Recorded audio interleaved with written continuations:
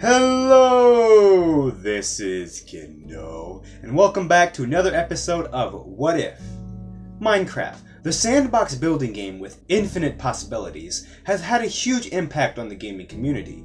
Originally created by Marcus Pearson, aka Notch, and currently developed by Mojang, this fantastic game has reached nearly every possible platform out there and has sold millions upon millions. Many of us are quite familiar with the game, and it isn't too difficult to get the hang of it.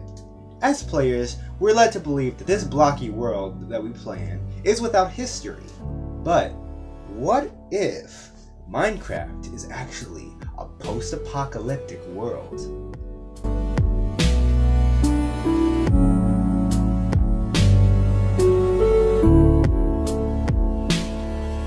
Special thanks to Trainer Lizzie for creating this great theory. So, how could the Minecraft world be post-apocalyptic? Well, let's take a closer look at the game details, and please note that we'll be ignoring some obvious game design choices, such as the fact that everything is a cube. From movies and games, we all know that nuclear fallout can cause a lot of devastating effects, and we can clearly see examples of this in the game.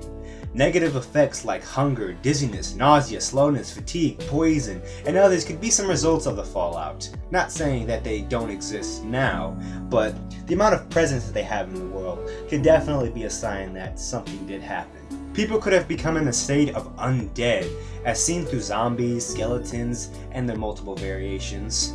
And these bodies remain in a deteriorating state, with cells losing functionality in high concentrations, visible through the burn spots and lack of flesh on the body. Offspring, as unlikely as it would seem, would also inherit the mutated DNA from their parents. A hypothetical way to explain how dead bodies can still be alive is that although people have lost functionality in some of their major organs, but have a certain form of cancer in which it reanimates the bodies of the corpses. In a way, it's like new life living in the old. Other thing to take note is the evolution of some creatures. Bugs, such as spiders and silverfish, absorb oxygen through their exoskeleton in order to breathe. They can only be so big before it becomes impossible for the ratio of surface area to oxygen absorbed to sustain life. This is why most insects and arachnids in our time are so small. In a post-apocalyptic world, however, the lack of a proper ozone layer makes it possible for the oxygen to surface ratio to change, to allow these creatures to become much larger. And like other creatures, evolution would have also occurred in people, and those who weren't directly affected by the nuclear fallout would have had their own sort of adaptations. Villagers would be a result of people with larger noses having an advantage of more nose hairs to filter out ash, dust, and debris in the air caused by the bizarre weather and other fallout effects. And Endermen would have come to be from people reverting back to having longer limbs to accommodate the savage lifestyle, and their dark skin to prevent sunburns and skin cancer. And even without considering the remaining life, we can see examples of post-apocalypse from the architecture. Underground structures, such as strongholds and dungeons, may exist for a need to fortify homes in order to avoid and deter conflict, like war and hostile creatures.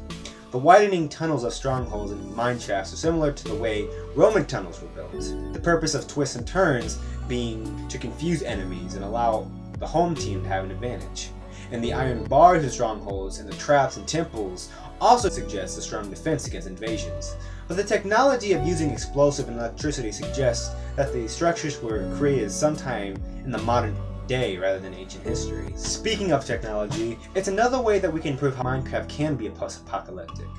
It's possible that the nuclear destruction, similar to the event of the burning of the Library of Alexandria, it caused the loss of many technological advancements.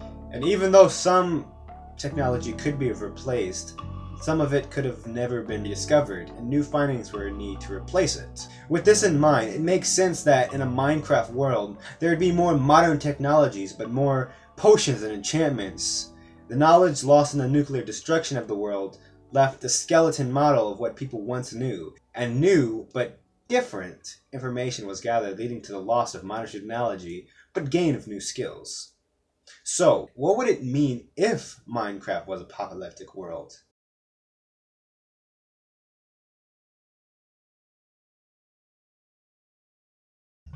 Well, if the reality of Minecraft being post-apocalyptic was the case, it really gives insight on how much of the world around us is being affected by us. The threat of a nuclear war is in the news quite often, so it's not exactly going to be a surprise when it actually happens. If we look at the Minecraft world, the first instinct that we have is, dang, this is beautiful. And to see that Earth could live on just fine without us, that's just amazing. And even with the evolved humans in the game, they seem to be able to balance their life with the world around them. And they can have a calm lifestyle without technology. And it's good for them.